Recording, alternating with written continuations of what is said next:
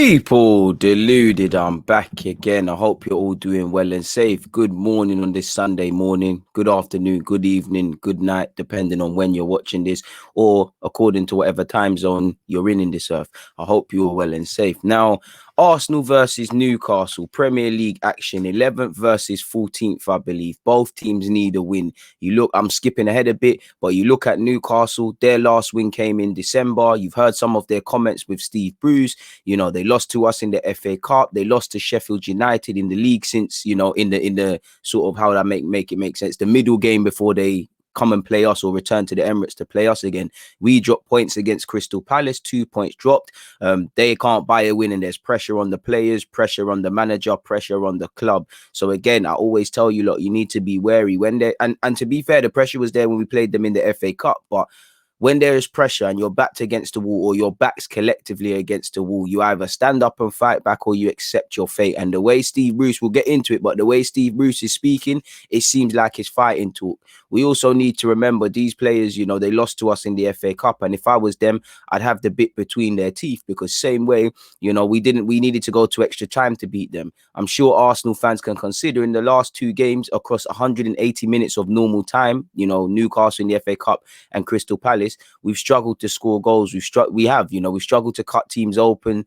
For me, going off the Crystal Palace game, a lack of quality efforts at Crystal Palace's goal. We can't confuse possession and a number of corners with actually testing their keeper, because the set pieces weren't good enough and we didn't really test Guita. We had a couple of shots from outside the area that meant nothing. Aubameyang, who had an anonymous game, the one thing he did was test Guita and you saw him spill it. But after that, there was nothing. And you can see we struggle with low blocks. We know that. So if I'm Newcastle, it's not that there's positives to take from that FA Cup game, but there's positives. I say, listen, Arsenal really couldn't break you down. They needed some substitutes to save the game. If we show a bit more about us and a bit more what we can do, maybe we can ask problems. And also, you've got to remember, the last time we played Newcastle, we won 2-0, but it's a different game. I think Andy Carroll had a good game defensively last time we played them. But remember that shot that just skimmed wide of Leno's goal? If that goes in, if some buts are not facts, but if that goes in, it's a different game. So I think there's plenty of confidence. And it's hardly like, we've won 3 games, 4 in the spin, including versus Newcastle in the FA Cup. But I'd hardly say our form is the best in the league and things like that. We can be got at. We do struggle to break teams down. There is a bit of nerves. We're not necessarily if we start the game well, we're not necessarily finishing it well. If we finish the game well, we didn't necessarily start it. We're quite poor at home this season, and we're chasing, they're chasing their first win of 2021. We haven't won at home in 2021 in the league. Forgive me if I'm wrong. So we need to put that right. And again, Newcastle, I'm sure they want revenge because they should feel hard done by. Now, for Arsenal, obviously, Arteta was speaking prior to the Palace game about we need 6 points, we need this, that, and the other. I'm not going to go on about Crystal Palace again, people. Either way, we dropped 2 points. And it's all about damage limitation now. Can you make it a 4-point sort of things from our last 2 games? Can you get a win against Newcastle and put more pressure on Steve Bruce and things like that? We need to win. What I want to see in an ideal world is we start well, we test the keeper well, we score some goals early, we play like a team playing at home, which I think deserted us in our last game against Crystal Palace after around 20 minutes on reflection, and build upon that. And again, the players, where you stand. You're on 11 points. Again, we've shot ourselves in the foot, but it's a crazy season. If you put a run of form together, you never know where you could be come May. Obviously, I think that's wishful thinking, and I'm sure the most optimistic of Arsenal fans isn't necessarily hopeful. Just by looking at the stats to the left of my screen, I will share the screen with you guys, people. Arsenal have only won 1 of their last 7 games at the Emirates. We've taken just 5 points from our last 21. Now, if I'm Newcastle, considering what I've just said about when we played them in the FA Cup and the stat I've just said, I'm believing I can come here and ask questions, and I want us to learn. Again, don't let Andy Carroll have these half chances, because football has a funny old way of working out. This time it probably will go in. We know what Newcastle were trying to do. Like against Crystal Palace, they were trying to be resolute defensively, 11 men behind the ball and take it from there. We know they tried to hit balls. I don't know if they'll change it and play, give strength to more of their pacey players and things. But, they were trying to hit the channels into Joe Linton, up towards Andy Carroll. We knew that and win the first and second balls. There isn't too much to them beyond that, and I'm sure they want revenge, because you hear the way the Longstaff brothers are speaking. They say they need to give the fans a reaction. Everyone connected with that club. And I know, again, it's touch and go, jumping ahead a bit, but Newcastle probably have a couple of, players returning to full fitness. So again, I do think it's going to be a completely different Newcastle United that comes against us in the Premier League, and we need to not be complacent. Again, I do think there was elements of complacency against Crystal Palace, like we would just turn up and the goals would go in for us. That hasn't happened. We need to win. Our form at home has been poor, as you lot know. We haven't won at home in 2021 in the league. Let's go out and do that, people. It was nice to win back-to-back away games in the league, but again, at home, we've not really put the form together, and it's a bit bewildering because as an Arsenal fan, you're used to being half decent at home, atrocious away. I don't care how we win, who we beat, just as long as we do it, but that's just something to consider. Like I said, it's business end of the season. We need to put a run of form together. We need to win games if we want to somewhat save this season or damage limitation or kind of make the season look a bit better than it already can within the context. Is we're playing, both teams need 3 points. If both teams don't win, there's question marks. Was it just a positive blip for Arsenal and they're back to square one? For Steve Bruce, again, is he the manager? For the players, are they good enough? I don't think Newcastle get relegated, but just by browsing Google, that seems to be some of the speak. They could get into a relegation battle. Who knows, people? And again, in a season or in a season where the league, every game is fluctuating, people are going up and down. I'm sure neither team wants to be at a disadvantage with that, people. So yeah, man, let me share my screen with you guys really quickly so you lot can see what I'm actually referring to. Here we go. This is my notes in relation to Arsenal versus Newcastle, people. Let's zoom in for you. Like I've already said, we've only got 1 win in our last 7 games at the Emirates Stadium. We've taken 5 points from available 21. That is terrible. Put it right. There's nothing else to say other than that. In relation to team news, I know a lot of is going to be said about Partey, Gabriel. Let's skip quickly to Thomas Partey. This is a segment from Mikel Arteta's press conference. He said, well, he's made the right step. Obviously, he hasn't played much football in the last 4 months. He had an injury in exactly the same place he had it before when he got injured against Spurs. Now we have the reassurance that he can compete. He did it for 20, 30 minutes. He did it well. He didn't feel anything. So now we're going to be looking for the next step. So again, I don't know that. Will that mean, he's still on the bench and whatnot? I don't know. For me, if Thomas Partey really is over these things and he is fit, and the only concern we have is, ring rust because he hasn't played for a while, you start him. He's better than all our midfielders. He starts. You play your best players, really. I get that we had some sort of form. We're still undefeated in recent games. I know it's a bit of a downer being drawn. I understand not changing things. So I can understand why someone like Gabriel was on the bench because similar to Partey, he's lacking rhythm. But for me, those 2 players go back into your team without a doubt, really and truly. They're 2 of your best players. You play your best players. Skipping backwards, circling back on ourselves, Pablo Mari, we already know Mikel Arteta said he's going to be missing out for a couple of games, to put it nicely. As you lot know, Arsenal will be without the defender, Pablo Mari. He's ruled out with a calf injury. And it's sad because, injuries sadly have been a constant theme of Pablo Mari's time at Arsenal. When he seemed to get fit, he got his opportunity, excluding the penalty he gave away against Chelsea. He was taking his opportunities. And it's sad how it's a bit like Martinelli for different reasons. When you're building up a little bit of form, you're getting your confidence back, you're getting your rhythm, you're shot down. But this is part and parcel of being a footballer, people. Injuries happen, setbacks happen. Obviously, for me, I'm not these 2 as well as Gabriel and Partey. These 2 start for me as well. I'm wary of having, if you start Gabriel, if you start Partey, if you start Martinelli, if you start Tierney. Yes, Tierney and Gabriel got more fitness in their legs, but I am wary of 4-man that might be a bit rusty, that didn't necessarily train in every available session that we've had in the build up to this game. I am quite wary of that. Personally, I think Martinelli, if fit, will be on the bench. He's missed a couple of 2 games. I don't think we're going to drop Aubameyang, which there is a case to say that, and we'll get onto it. Obviously, he's not going to start, or I don't think he's going to play Aubameyang on the right-hand side. So it means Aubameyang on the left, Lacazette through the middle. I think it'll be Willian on the right if Tierney cannot play and Saka has to be drafted. Personally, regardless of how annoying he might be, I'd rather Pepe than Willian, but it's all subjective.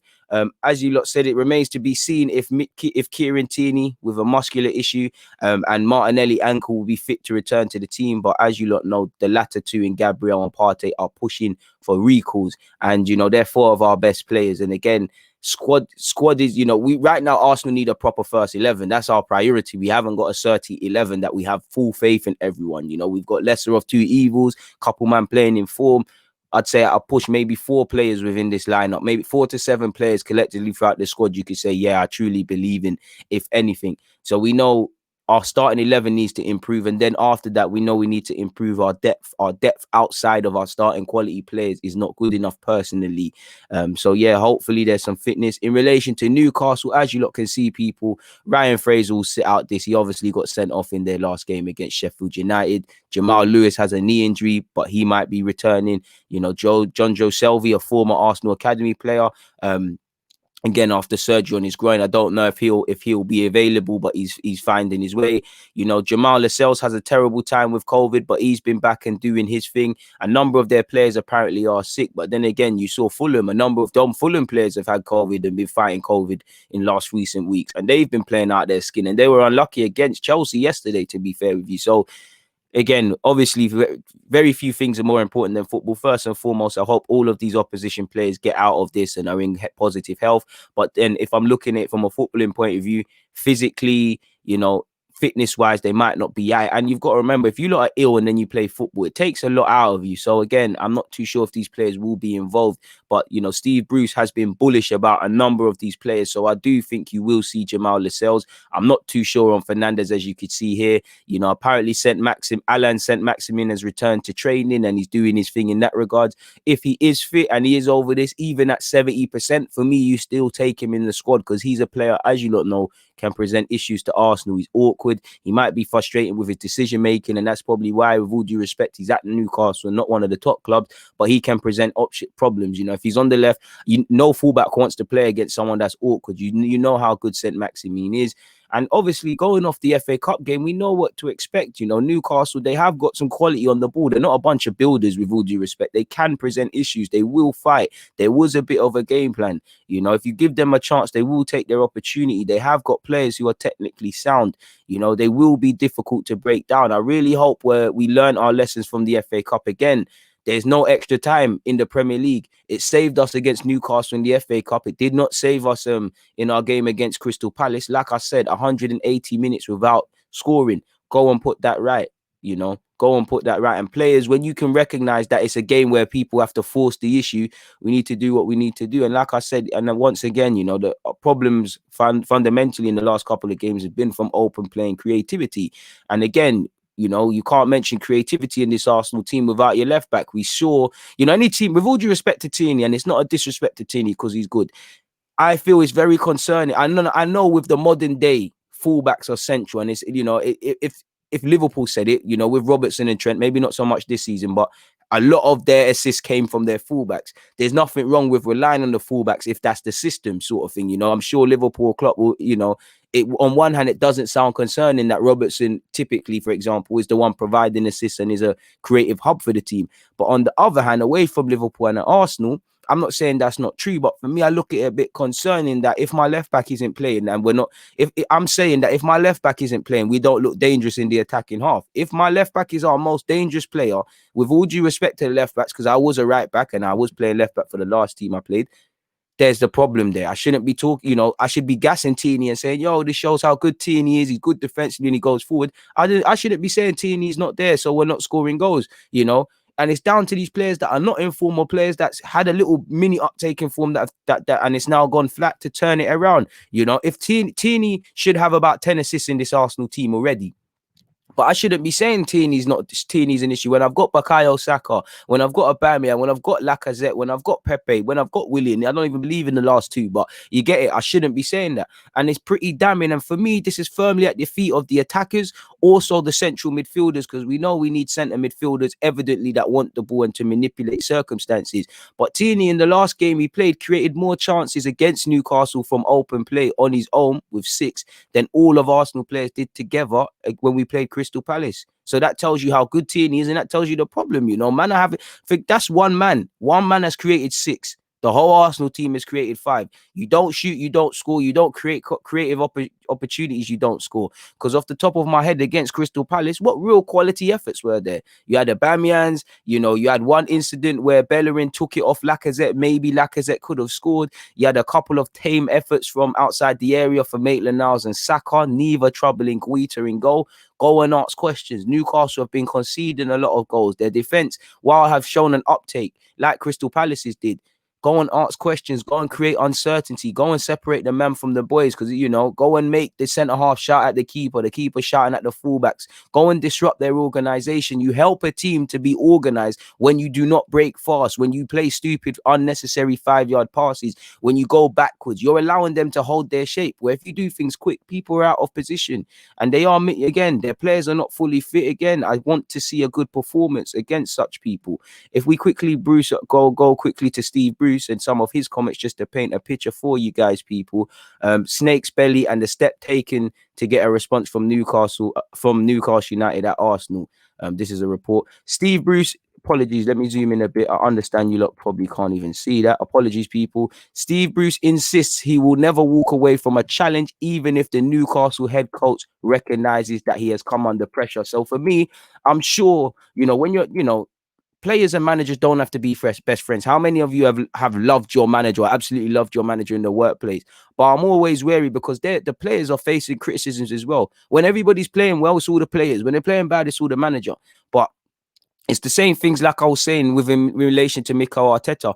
If I really believe in Steve Bruce or Mikel Arteta and I see these sort of headlines by the media and things, that is going to make me buck up my ideas. There's question marks. People are questioning me as a footballer. They're beginning to question me as a person and question my integrity. That would make me up it. And I would want my manager to personally believe in me. I would want to do my bit to relieve the pressure on the manager because I see the effort he's putting in training. I see the scrutiny. I see the fact that he's saving people, sort of thing. And judging by some of the language he used, I think in the next thing I'm about to show you, again, he's put it down to the feet of the players. Some of you need to stand up to be counted. Some man are going to stand up to be counted. Some man are not going to fight. Some man, have lost themselves before they even got into that situation. As you lot know, it says it there. Newcastle have failed to win any of their last 8 games in all competitions, and they suffered defeat against Sheffield United after playing us in the FA Cup. As you lot know, they lost to Brentford, and again, they've become the first top-flight outfit to lose a game against the Blaze this season. As you lot know, people, after Arsenal, they'll face Aston Villa, Leeds and Everton before the month is out. And to be fair with you, if I'm looking at that based on current, I don't think Leeds were at their best, but I'm looking at Arsenal and thinking, this is where we need to get 3 points. It's a bit like Crystal Palace. Crystal Palace were like, this is where we need to get something because we've got City next week. And I look at that. Everton are flying high. Villa are doing well. You never want to play against a Bielsa side. Arsenal's like you. We might have turned a corner. Why I don't want to go as far as to say we've turned a corner, but our form's been a bit iffy. I'm doubling down on this result. And again, players have to stand up to be counted. And what you're wary of as an Arsenal fan, as you lot know, when teams have been unable to pick up points collectively or individually, some players are not scoring or not playing well. Typically, this is the team where A, form goes out the window when you play us, and B, people look at us and say, cool, let's forgive ourselves for what happened in the previous weeks. Our season starts again now. Everybody starts again now. And what I don't want to see is Newcastle try and use this as a springboard to put some good form together and do their thing in the other games. It wouldn't surprise me if they beat Arsenal and lost these other games in true Arsenal fan fashion. But you get it, people. They've got to stand up to be counted. And if I'm a player in that dressing room, there's no time to hide and be an itch.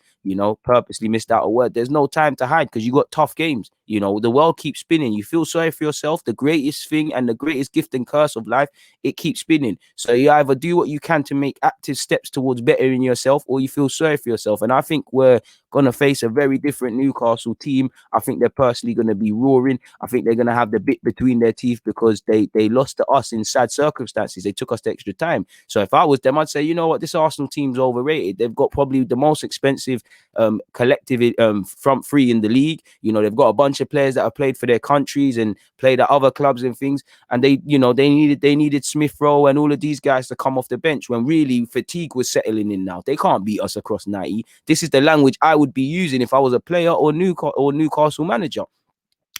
He also went on to say he's not read any criticism. I think that's Cap Steve Bruce. He has said, look, I've worked all my life to have an opportunity like this, especially being from here. And again, he's a Newcastle lad. In management, I regard it as the pinnacle. I might not have another day, and some would say I hope not. I will try my utmost under difficult circumstances, but if I was a supporter or associated with Newcastle, I can't accept what I saw the other day. And that's it, innit? He's had enough, innit? Fix up now. It's gone beyond just playing poor. You lot are disrespecting the shirt. And again, I know people are getting at Steve Bruce, but he's a proud Newcastle man. It's a bit like Chris Wilder at Sheffield United. Nobody understands it more than him. And I know the man, the club, the fans are onto him, rightly so. The results aren't happening, but they're gonna need to do what they want. Like he said, I chose this profession. How lucky I am. I've been involved with playing for 20 years. I've been involved with management for 20 years. I've done nearly 1,000 games, 500 in the Premier League. I know that results are key to it. I have to take it and accept it and not get too low with it. I try not to read it because I'm lower than a snake's belly. I'm going to expect a reaction from the. Am I going to respect? Am I going to expect a reaction from the players? I'll never ever give up. I made a career out of being bang average, but worked hard, and maybe that's in management too, where I'm not blessed with this, that, and the other. And to be fair with you, it's how you utilize your tools. It's not necessarily how good they are. Again, this is some mad questionnaire. People rolling down. He said, but I had the ability to roll my sleeves up, get stuck in, and never walk away from a challenge, especially when you come under pressure. So for me, I see that as fighting talk. Like, I'm getting goosebumps, really. That's fighting talk. That's what I would want to hear if my team was playing poor. If I was a player, I'm hearing that and I'm of the same language. You know, it doesn't matter that these Arsenal players got more money than you, can manipulate things with the ball more than you. If you work hard, football is 11 men against 11 men, obviously within the Premier League. Social justice warriors don't kill me. But 11 men against 11 men, trying to put the ball over one line ahead of the other. It's not one on paper. So again, it's fighting talk. It's trying to roar that lion. It's trying to galvanize the troops. It's like, we're going to war. We're going to London and we're not coming back without winning, sort of thing. So we need to be very wary. So any complacency we may have had, get it out. Like I said, I want to see that same hunger I saw when we was going into the Chelsea game in trying to put our form together. I think there is many elements of confidence, but there's a very thin line between confidence and complacency.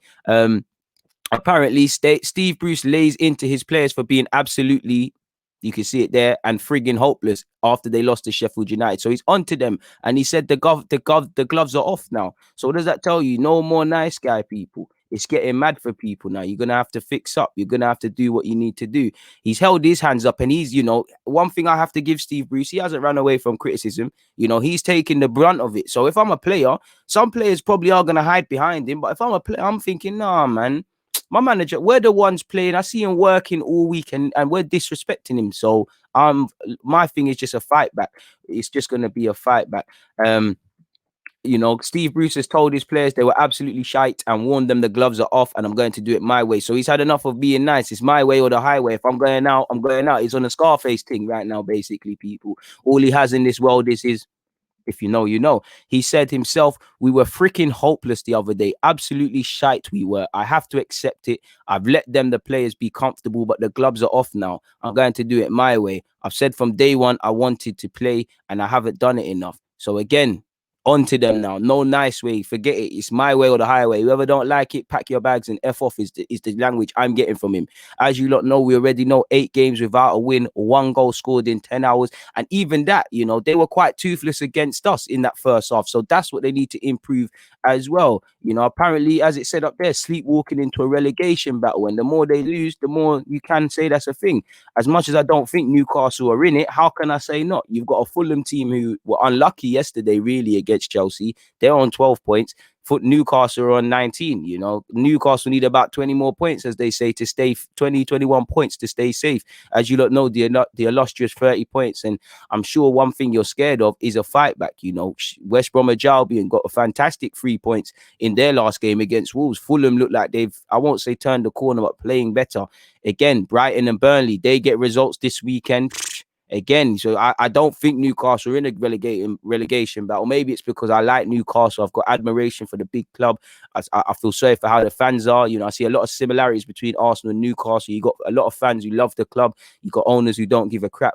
And I personally, not that I care because I'm an Arsenal fan, I wouldn't like Newcastle to go down. But looking at the statistics, and I'm an Arsenal fan, so maybe I was a bit naive and oblivious to it, but they fully are sleepwalking into a relegation battle. So again, players need to be standing up to be counted. And this is where you see players mettle, because some men are going to stand up because they know if we don't stay in this league, I'm not getting another Premier League move. Some men have probably put the feelers out to their agents and say, listen, pattern me a move because this team is not it. Do you get it? So again, you're going to see what men are made of collectively throughout that 25-man squad, or better yet, the 11 we are going to play come match day. As he said, If I was a support, I'd be concerned as well after watching the first half at Sheffield United. We were absolutely hopeless. Unfortunately, in my 18 months here, we've thrown that hand grenade in too often for my liking. It blows up. It all blows up after that. In hindsight, I picked the wrong team. I have to accept the performance was nowhere near good enough and take responsibility. So the manager's taking responsibility, but at the same time, what have you heard there, people? I've picked the wrong team. Think about it logically. If you were part of them starting 11, and he might be speaking about subs, but if you was part of that starting 11 people and you heard that, it's going to make you think, what the fuck's the manager pardon my language, what's the manager on? He doesn't believe in me. You're either going to stand up to be counted, or you're going to take that personally and say he can never be speaking about me in that team. So again, fighting talk, fight back, galvanizing the troops. That's all. With Newcastle, I don't think it's necessarily a tactics thing against us. I think it's an energy thing, because Arsenal do have an issue when we're met with that energy and that proactiveness and all of those sort of things. And if Newcastle come with that, they can defeat us. This is why we need to mitigate against that and be fully prepared for the challenge. Because if you just looked at the table, yeah, they're poor, they're not winning games. We can come and do some drillings here, which I believe we can, but only if the mentality is there.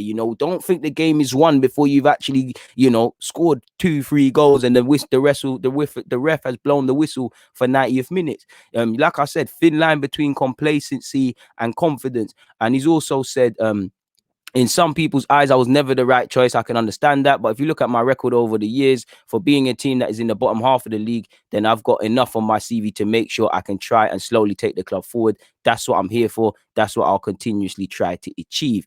He also said it's wrong to suggest Newcastle's performances under him are isolated. He said, what did he say? I don't think all of the criticism is fair, but I understand it. When I took the job from day one, criticism has been personal. People out there think I should not be in the job to start with. I have to not get too down with it. I know how quickly it changes. We've been on a difficult run. Apologies, people. You need to stop talking. Or not. You're not going to stop. Okay, here we go. Apologies, people. Let's close that. So yeah, man, he said, we've been on a difficult we've been on a difficult run. We're not alone in that. If you're in the bottom half, you have spells where you don't win each week. We're not easy on the eye. I understand that, but Newcastle United have been good. But have Newcastle United been a good watch in years? They've been in the bottom half of the Premier League. That's the reality. I'm not saying it's acceptable. He said, well, I'd like to score one goal first and then worry about it. Again, there's been issues around them scoring goals and he wants to pull it right, people. It's as simple as that. So that's fighting talk from the opposition's gaffer. My own gaffer, what has he had to say? Firstly, let's see what he said on Thursday, people. He spoke. I'm not going to bore you over that. We know we've got a new director of operations, and we know, and he spoke about him. He spoke about how welcomed he is to see him and how his role will somewhat, tie into things. It's not relevant. We've spoken about Partey. We've spoken about Marie. We know it's touch and go in relation to Martinelli and Tierney until we find something else. We know Tierney had some test or something. Partey and Gabriel are back after their layoffs for a variety of reasons and things like that.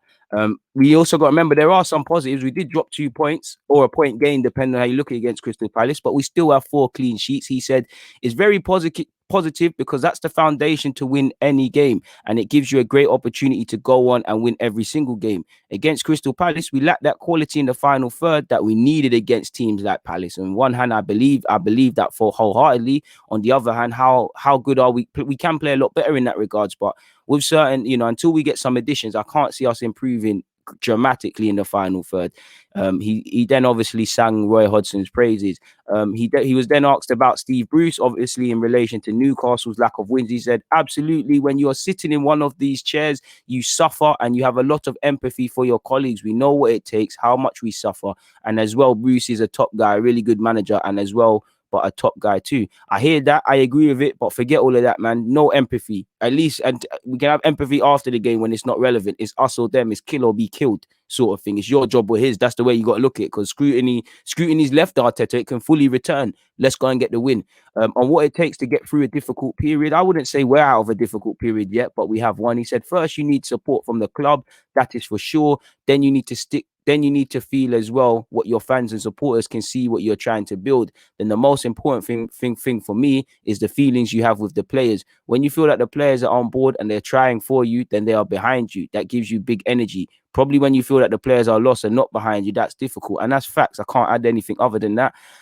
He was asked on whether you need to stick to your beliefs. I'm not going to go into that, people, because it's not really relevant. So again, you know, he knows exactly what to what to expect from Newcastle. He did have some comments. I can't find them, people, where he spoke about how organized Newcastle are, what they're on, and the rest of it. I think this is the one we just looked at, isn't it, people? Let's click on the other one to see what happens. On the latest here, I think we already know in relation to this. So yeah, it's the same. So again, there hasn't been too much time to offer anything new. We know with Tierney is going to have a scan. There was some more positive news in relation to Kieran Tierney. How is he could be found here, people. He could obviously thingy be back, but again, who knows? Again, he's set for a full muscle scan, and to be fair, I do think he'll miss out this game, so it might be Maitland-Niles or Saka again. Maitland-Niles hardly covered himself with any blades of glory in that regard, so he probably will miss out. So yeah, people, that's that. Where's my lineup business? Or better yet, statistically, couple of statistics for you guys. As you lot can see, Arsenal have won 14 of their last 15 Premier League games against Newcastle. We last lost in 2018. Newcastle have lost their last 8 Premier League away games against Arsenal since they won in 2010. So for me, for all the reasons we have discussed about Newcastle's form, and obviously this, for me, I'll be sitting there if I'm Steve Bruce and just galvanizing the troops. I'll be saying it's an impossible job. But if there's anyone that can do it, it'd be you lot. That's what I'll be saying to them. You know, that's how you get man playing above them. It's all about the mental in games like this, you know. Newcastle win, their fans will give them praise and things. So I'll be wary of the fighting talk. It's a psychological thing in this game for me personally. As you lot know, we've kept 25 clean sheets against Newcastle. Only Manchester United have kept more against a specific opponent in the competition's history. They've kept 27 against both Aston Villa and Spurs.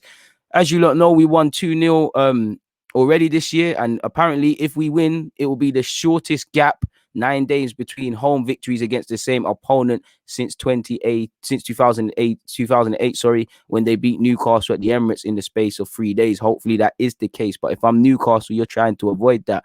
You know, apparently Arsenal have lost 2 of their last 3 Premier League matches played on a Monday, as well as they had as many as they had in their last previous 17. So that might be something to be wary of. Aubameyang, now there's a lot of talk for a drop in Aubameyang. Personally, if Martinelli's fit, I probably would do it. But I don't think he will be. I think if Martinelli's fit, Martinelli's personally on the bench, Aubameyang moves over to the left. You've got Laka. And I would like to see Saka do a job at left wing back if Tierney's not about, so that frees up the right wing position.